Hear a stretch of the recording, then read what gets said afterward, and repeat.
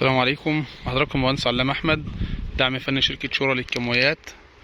النهارده بيتم تجربه مبيد جاردو منع انبات الحشائش العريضه والرفيعه في محصول بنجر السكر من شركه شورى للكيماويات. معدل الاستخدام 750 سم للفدان.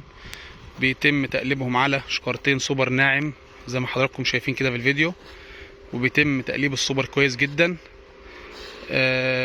اولا بفك المبيد على من لتر ونص ل2 لتر ميه، بفك عليهم المبيد وابدا اقلب بالشكل اللي حضراتكم شايفينه كده، وافرك السوبر مره واثنين وثلاثه كويس جدا لحد ما اقلبه كويس.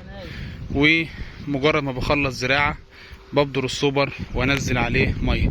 ان شاء الله احنا هنبدا نبدر دلوقتي، ومجرد ما نخلص عمليه البدار هننزل الميه مباشره.